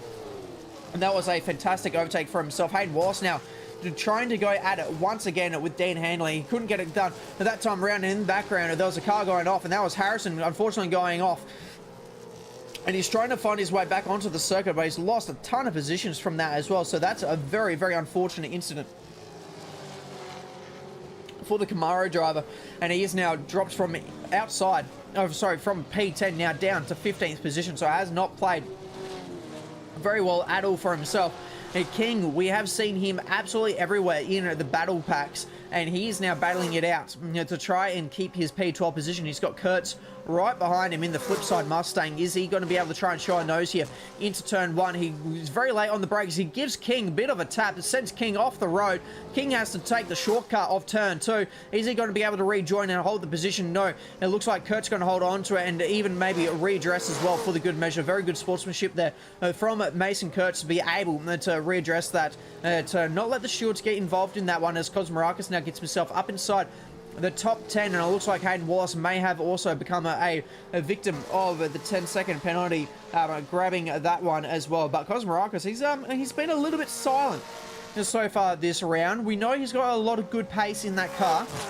I don't think he's been able to extract its full potential as of yet, and unfortunately for Zach O'Reilly, he's now called it quits to the pit lane, and he's going to have to either do another recovery drive, or that is his day done for O'Reilly. So it's been 2 races full of promise, 2 front row starts, and unfortunately just has not gone the way of him, and he's actually now called it quits, and he's our first non-finisher of this race, which is a very, very unfortunate. And Cosmarakis, as I was saying, Cosmarakis is now going slowly, so I wonder if he's gone for a spin, because he's right on the exit of the fast chicane. So I think Cosmarakis may have caught the exit curb there and gone for a bit of a spin. As Hayden Cook on a dare trying to look down the inside, and I think he is, and he's going to get the position. Cosmarakis is going to lose a few more positions as well, so he's come into issues somewhere along the roads.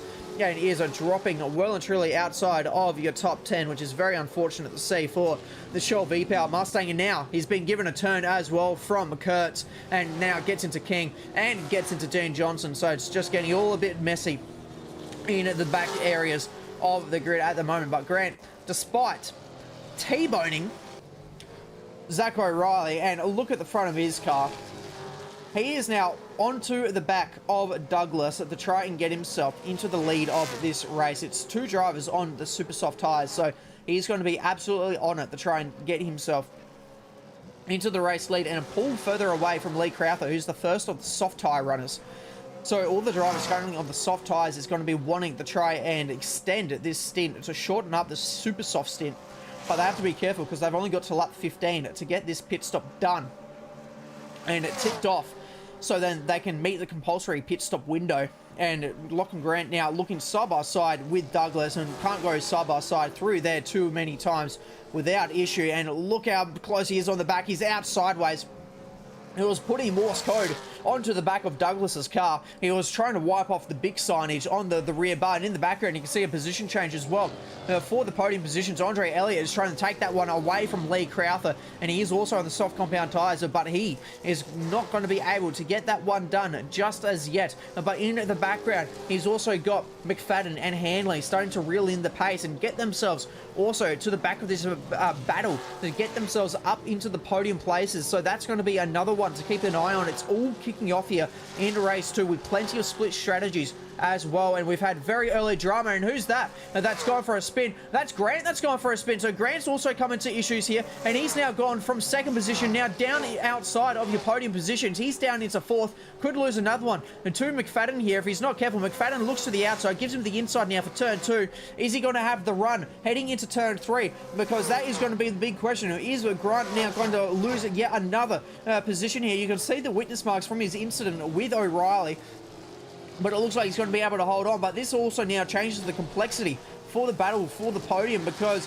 if he's not going to be up to pace too much with the damage that he's got, with the tyres now possibly overheated as well, if he's going for a bit of a spin on those super soft tyres, he could now hold up, and possibly McFadden and Hanley, which is now going to separate those two guys from the back of Crowther and Elliott. And that was going to look like to be a very, very good and interesting battle between those four. And now we can insert Lachlan here into the middle of it, the dead set middle of it, and see how he plays his part. So it's going to be the four soft compound tyre runners versus one super soft compound tyre runner in this pack of 5 cars.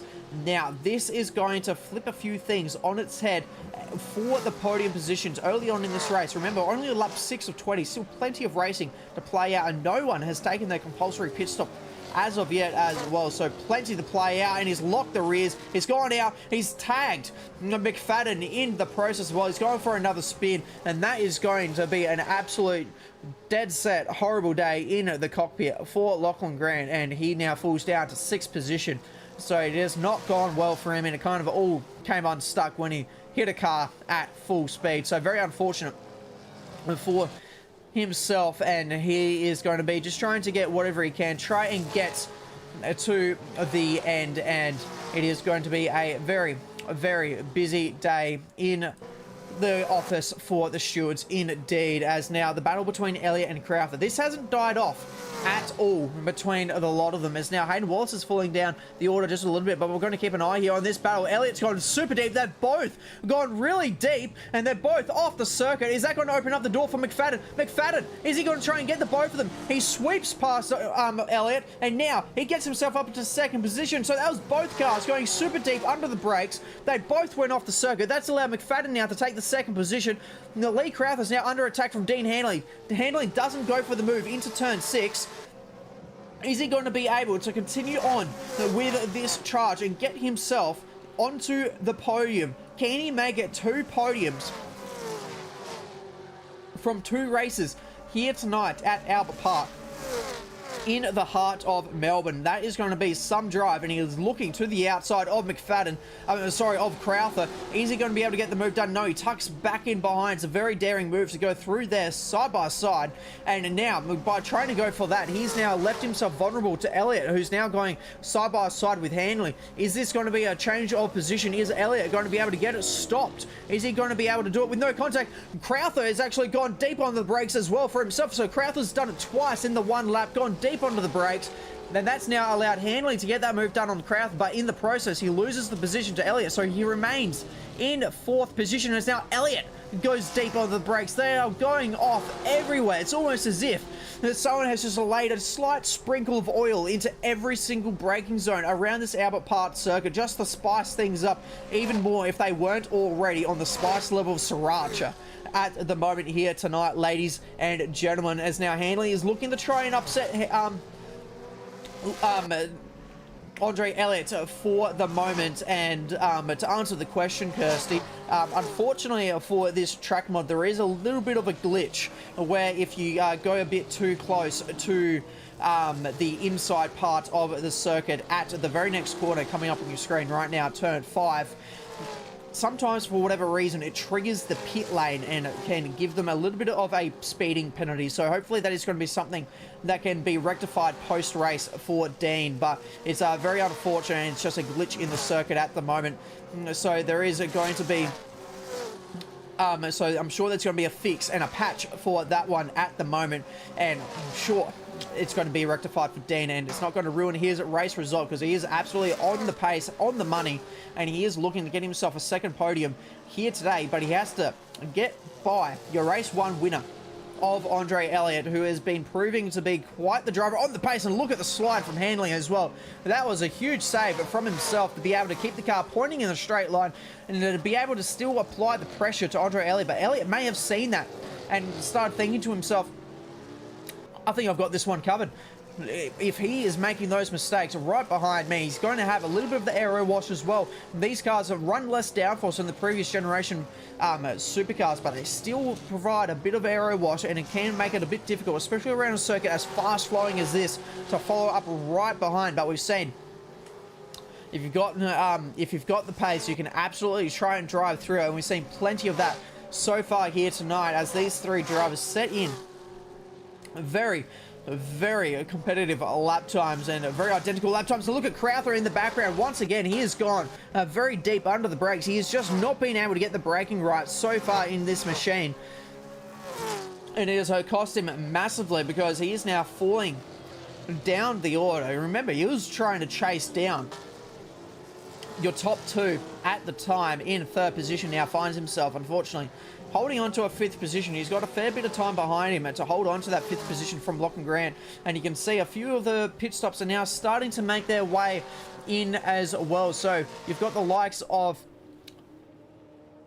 Paul in the pits, as well as King also in the lane. You've got Johnson in the lane as well as to make their compulsory pit stop. So you've got a few of them, and look at this for a race exiting the pit lane. There's going to be a little bit of contact for good measure as they leave the lane, and it's going to be Paul that gets out just in front of Dean Johnson. So that was very tight exiting the pit lane between the two, and it just shows that this pit stop cycle is going to be absolutely crucial to be able to perform what you need in a race. So keep an eye on the pit stop cycle, everyone, because this could be a game changer when it comes time to it.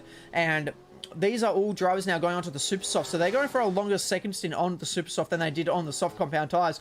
Whereas drivers like Dean here on his soft compound tire will be looking to try and go to about lap 11 or 12 as they did in the first race, maybe even a little bit further along if they're able to hold on to it, and try and get themselves onto those super soft tires. And you can see in the background there, Lee Crowther flies it into the pit lane, so he's going to go onto a set of super softs now as well. And he's pretty much splitting the race dead even halfway through, as they now head on to lap 10 of this race. And it is so much has happened already in this one, and As I said in the pre-show, this track and V8 Supercars, for whatever reason, just gels so beautifully and allows fantastic racing between everyone. And that is fantastic racing that we're seeing right now between the likes of Johnson and Alan Poole at the moment.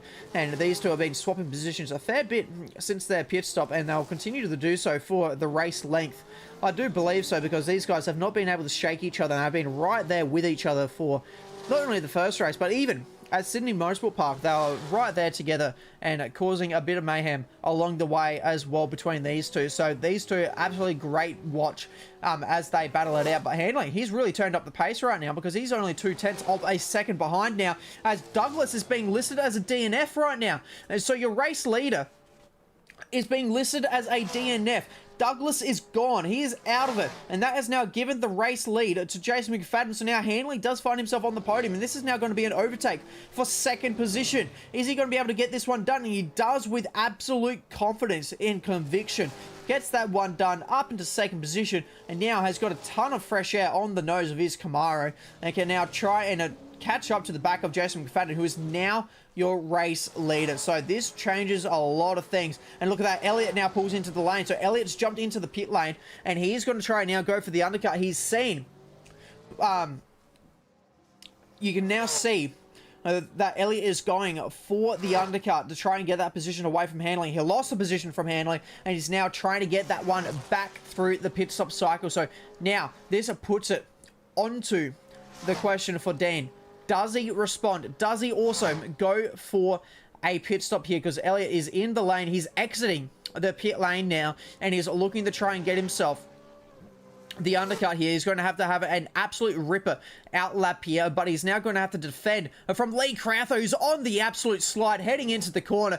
Crowther's on tyres that are already up to temperature as well for the good measure. They're both on the super soft tyres, so there's no tyre advantage apart from the temperature. Is Crowther going to be able to try and take advantage of Elliott still on the colder tyres? And it doesn't look like he's going to be able to. Elliott's a very good driver when it comes to his outlaps, and he is proving that once more, which now puts the pressure back onto Handley. Is he going to be able to respond? Will he respond immediately? Because your race leader Jason McFadden is now coming into the fast chicane of turns 9 and 10, and now into the final sector of this one as well. So now McFadden knows that he would have seen on the timing Elliott's gone into the pit lane, and he is the first driver on the track at the moment to have completed a pit stop as well. So does he respond to also try and see if he doesn't become victim to a undercut from Elliott? Because this pit stop doesn't seem like a lot, but this has flipped it on its head, and Elliott is now the man with the charge. He is the one in control, because he's now forcing all of these drivers like McFadden and like Dean Handley to force themselves now into a pit stop to be able to cover off himself and trying not to lose any sort of position. So where is Elliott now in relation to the pit lane? He's heading into the penultimate corner. You can see the pace that he's got on those fresh super softs that aren't already taking a little life out of them with those couple of laps that Lee Crowther came in early. So he's already pulling away from the Birdman by over 2 seconds. He is in a P4, and now where is the exit going to come in? Because there's Dean Handley on the exit. Andre Elliott's going to sweep on by, and he is also nearly going to get to the back of Jason McFadden. And in fact, I think Elliott will get to the back of Jason McFadden. So the undercut has proved absolutely huge here for Andre Elliott. It's back to a Simplex 1-2 here, as we saw in race 1. And this time, McFadden leads the way from Andre Elliott. And Elliott, your race 1 winner, is going to be wanting to try and get this position while McFadden is still trying to get these tyres up to temperature. Elliott already on these for 1 lap. They're both on the super softs. Your top 4 on identical strategies, bar the pit lap, and so they're going to be absolutely on it. And you can see in the background Handley using all of the grass available on the exit of turn 5 as well. So it is absolutely nose to tail between first and second and third and fourth as well. So we are on for an absolute ripper race at the front of the field here. Ladies and gentlemen, in the last few stages of this race, 8 laps to go of this one around the Albert Park Circuit in the heart of Melbourne. It's a fantastic track and absolutely stunning views, and it's even better now with Gen 3 V8 Supercars on the circuit. And look at the tyre smoke from Jason McFadden. He went so deep into the corner, but that's now going to ruin his exit and allow Elliott now to try and get himself further up the field. And can he get himself into the race lead is it going to be impossible? He gets it on the slide, on the exit, and he is still going to try and have to get this position done. In the background, though, Handley still under attack from Lee Crowther, and he's trying to defend that with all of his might. He's trying to make that Gen 3 Camaro as wide as he possibly can, but he runs in a little bit deep, so that's going to hand to Crowther a little bit of an edge here. But Elliott is also on an absolute ripper of a lap here. 2 purple sectors on this lap. Is he going to set the fastest lap of the race while he does it as well? And the answer is no, he doesn't set the fastest lap of the race, but it is a personal best lap time of 46 flat. So the pace is absolutely electric there. You can see in the background as well, Crowther looking to try and go around the outside of Handley. It didn't work, and that's now allowed a bit of an air gap to form between the 3rd and 4th positioning cars.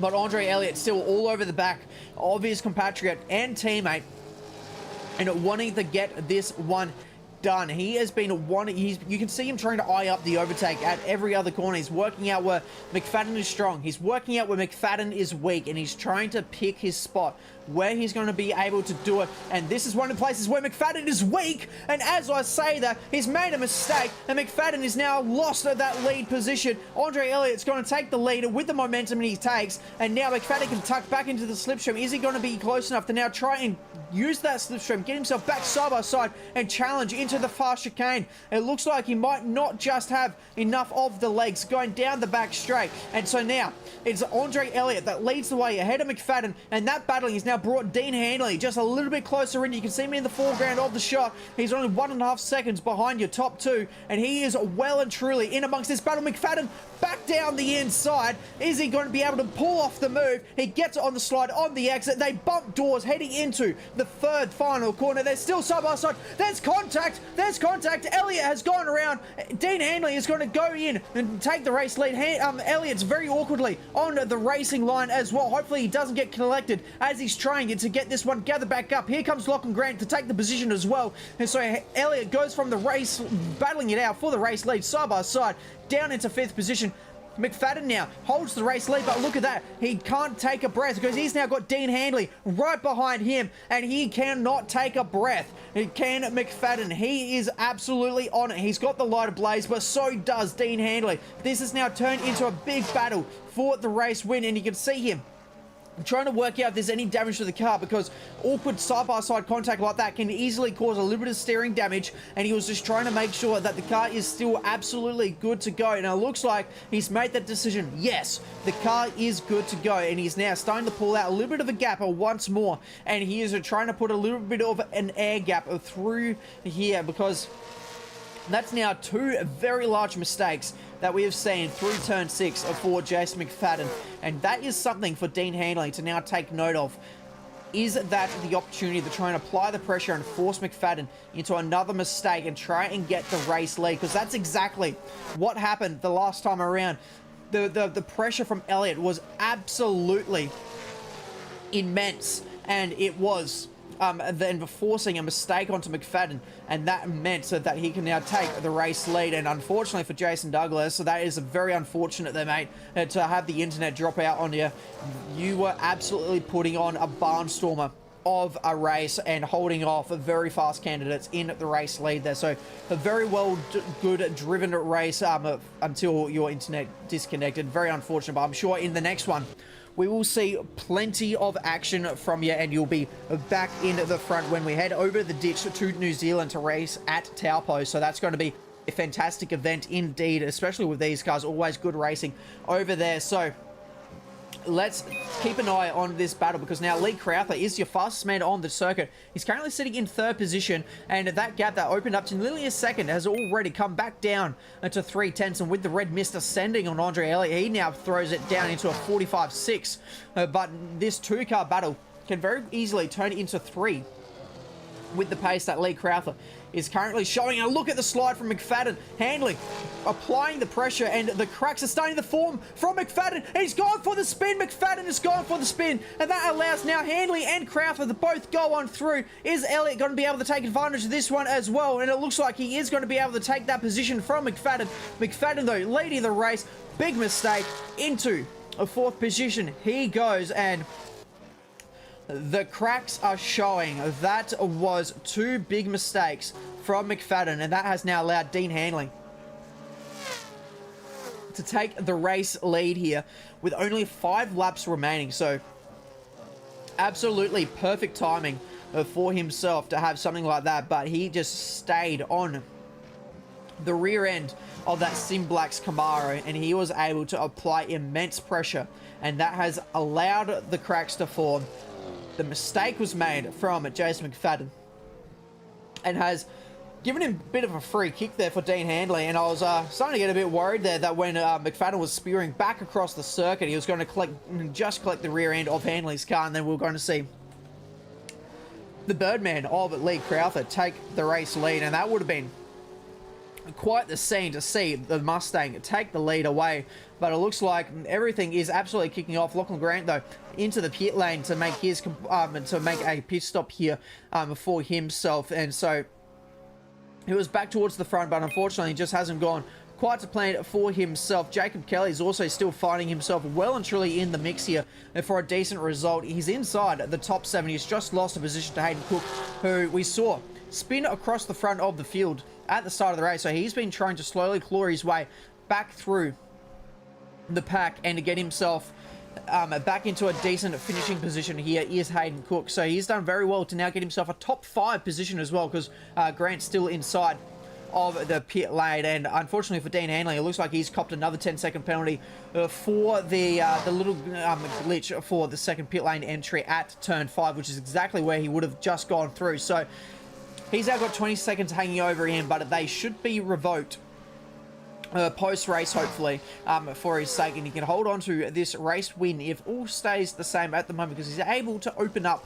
the gaps now to 1.2 seconds to Lee Crowther, the Birdman, in second position. And then rounding out your podium at the moment is Andre Elliott, your race 1 winner. So he's not going to go for back-to-back race wins, but he can absolutely go for back-to-back podiums here at Albert Park, and he is absolutely on a charge at the moment. You can see his last lap was indeed the fastest lap of the race, so he is got the red mist ascended. He was side by side 3 here for the race lead, got turned around by McFadden, and we have seen gloves off, elbows out racing all night so far. We've seen it all in practice. We've seen bust ups in qualifying, and we have now seen door banging to the point of pretty much retirements, because we've had a few drivers now unfortunately retire due to incidents, and it was just a case of the racing got a little bit too dicey between a couple of drivers and unfortunately ended in an incident. And you can just see all the witness marks on the road from said incidents as well. So it has been a very intense few laps here, but Andre Elliott holds himself into 3rd position. He's 7 seconds adrift from Lee Crowther. And let's just do a bit of an order check, shall we? With a few laps left to go. So it's McFadden in 4th position.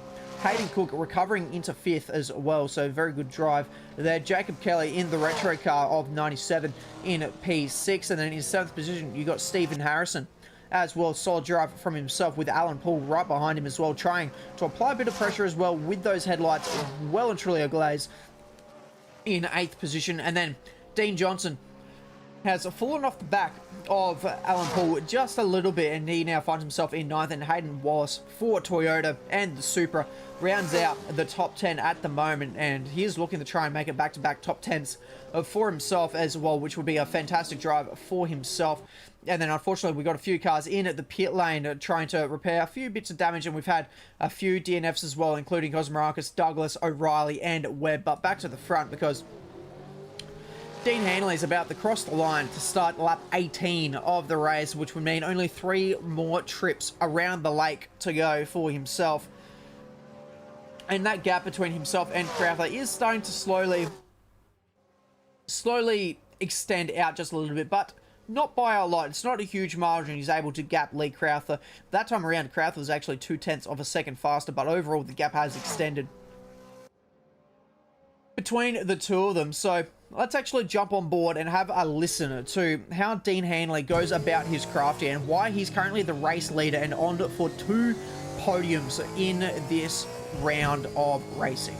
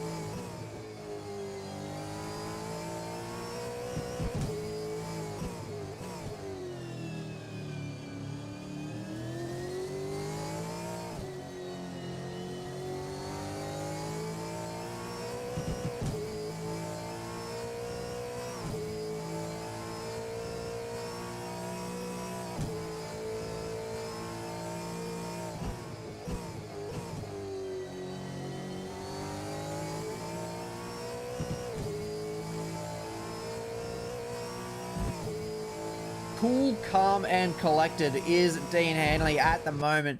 And on that lap that we just watched, extended his lead of the race by another 0.4 of a second. So it was absolutely fantastic stuff. But what is absolutely kicking off now is Alan Poole getting himself ahead of Jacob Kelly in the retro Toll Holden car. So the battling is not over yet with this race. We've got Alan Poole currently in that 6th position doing a fantastic stuff to get himself back. We've seen him, just like in Sydney Motorsport Park, absolutely in amongst all of the action, whether it was the good or the bad. And he is looking to try and get himself a good amount of points heading into the 3rd round when we head over to New Zealand. And heading into this one, he was sitting inside the top 10 of the series. And look at that, Jacob Kelly in the background, a bit too deep on the brakes, sir.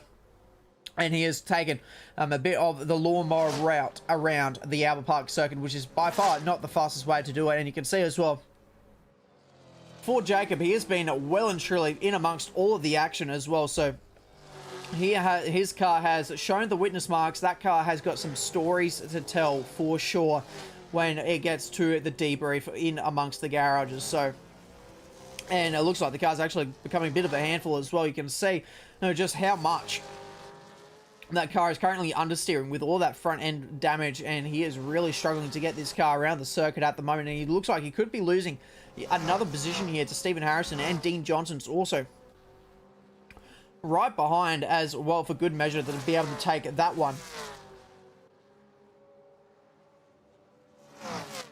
So let's see how this one plays out, and it looks like the pace is definitely in the hands of Harrison. It's just going to be a case of where can he get that move completed, and is he going to be able to do anything? And it looks like there's been a change for the lead, has there? And there is. What is going on? Because Dean Hanley had such a big lead going on to the final lap, and now Lee Crowther is all over the back of him. This is absolutely kicked off on the final stage of this. I thought it was just going to be a timing glitch on the timing tower, but it is definitely not the case. Lee Crowther has absolutely come out of nowhere and has got himself now within a shooting distance of trying to get the race win now away from Dean Hanley, who has been leading for some time now, ever since he took the race lead away from Jason McFadden.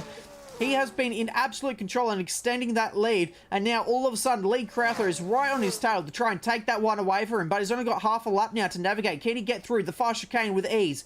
Is he going to be able to do that without getting flustered, without seeing the headlights of Lee Crowther right behind him?